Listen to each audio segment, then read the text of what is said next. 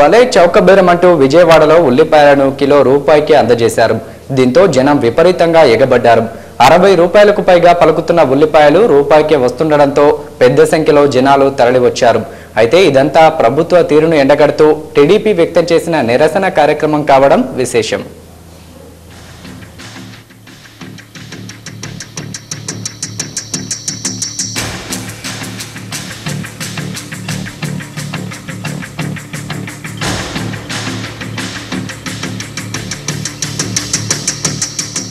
రాష్ట్రంలో ఉల్లిపాయల ధరలు సీమటపాకాయలతో పోటీ పడుతున్నాయి.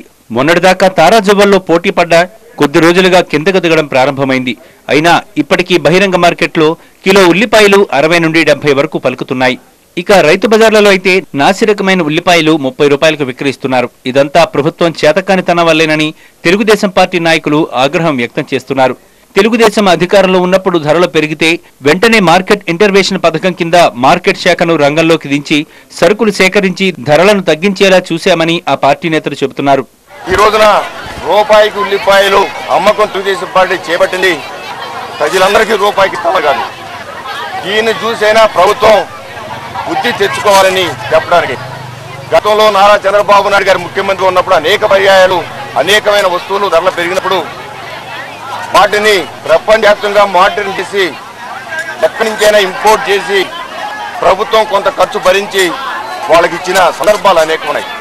ఇవన్నీ కూడా మీ ద్వారా ప్రజలకు గుర్తు చేయడానికి, మీ ద్వారా ఈ ప్రభుత్వానికి హెచ్చరించడానికి ఈ కార్యక్రమం చేపట్టడం జరిగింది. విజయవాడలో తూర్పు నియోజకవర్గంలో మాజీ ఎంపీ గద్దె రామ్మోహన్ రావు ఆధ్వర్యంలో కిలో రూపాయికి ఉల్లిపాయలు విక్రయించారు. అయితే ఈ విషయం తెలుసుకున్న స్థానిక ప్రజలు పెద్ద ఎత్తున ఉల్లిపాయల కోసం తరలివచ్చారు. దీంతో తెలుగుదేశం నేతలు కంగు తిన్నారు.